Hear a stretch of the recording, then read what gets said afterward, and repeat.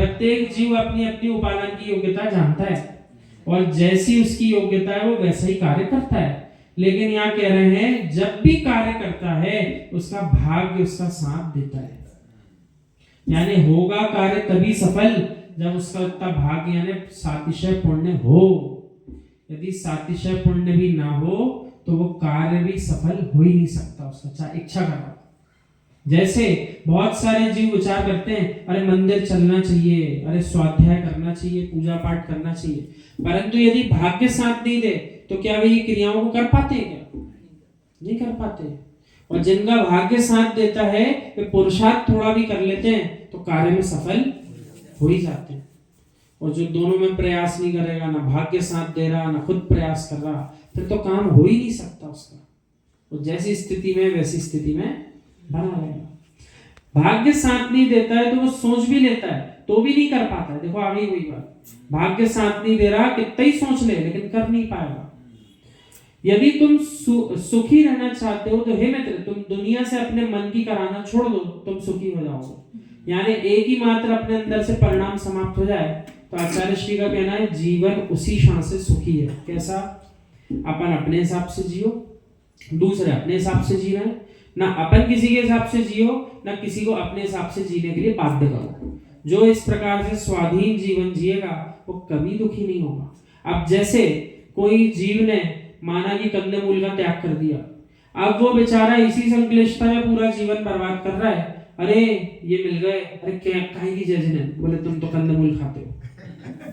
अब वो इसी बात में यदि परेशान हो गए जितने उसको मिले रास्ते पर, तो जय जिनेंद्र तो रहेगा एक तरफ, प्रभु जिनेंद्र को याद तो कर नहीं रहा, लेकिन उसके मन में भाव क्या चल रहा? ये भी खाते हैं, अरे ये भी खाती है, अरे ये भी ऐसा करते हैं, ऐसा करते हैं। तो उसके मन में संक्लिष्टता ही संक्लिष्टता चल रही। तो आप ये बताओ, उसके त्याग स्वयं के होने के बाद भी मन में विशुद्धि परिणाम चल रहे हैं कि संक्लेशित परिणाम चल रहे हैं?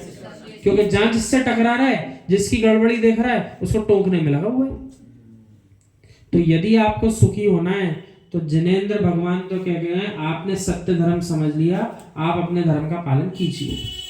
जिसकी योग्यता होगी, जिसका पुरुषार्थ होगा, जिसका भाग्य साथ देगा, उसको सीखना समझना पालन करना होगा तो कर लेगा। पकड़ पकड़ के किसी से पालन नहीं कराया जाता। हाँ, इसका ये अर्थ भी नहीं होता कि प्रयास नहीं करा जाता, प्रयास तो किया जाएगा, प्रयास तो किया जाएगा। अन्यथा यहाँ कक्षा लगाने की जरूरत ही क्या है? बोले जिसकी जब योग्यता होगी अपने अपने हिसाब से कर लेंगे।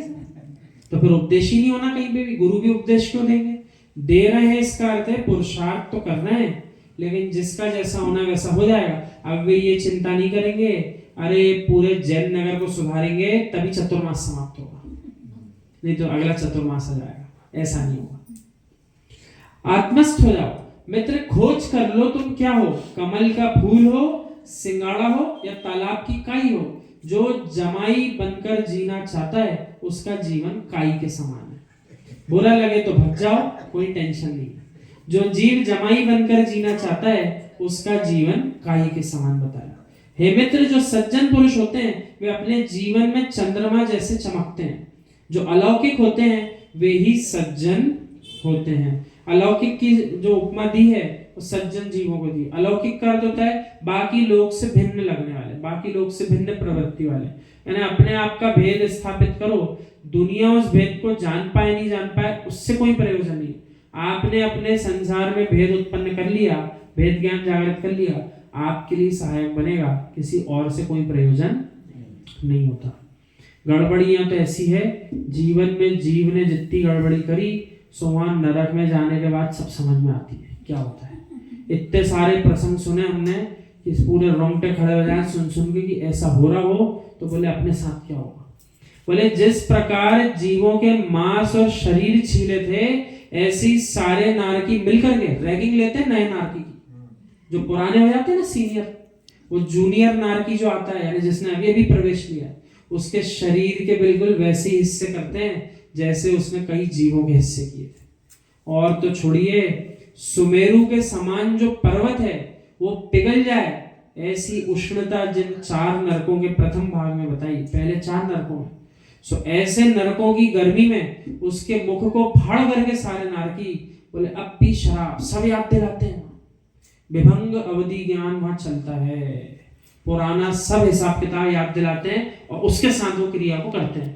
आप ऐसा मत समझना पकड़ेंगे कि मारेंगे, ऐसा नहीं, सब याद दिलाएंगे ये क्यों कर रहे हैं तुम्हारे साथ। उसका ज्ञान काम करेगा कैसा, लेकिन दुख में ही काम करेगा। सो जो 4 जीव मुख फाड़ रहे, 5वां मुख में गरम लावा डाल रहा पिघलता हुआ लोहे के तांबे का, सो उसको याद दिला रहे बहुत कोल्ड ड्रिंक पी थी ना, कौन कौन सी आती है, ले अब पिए, याद दिलाते हैं उसको।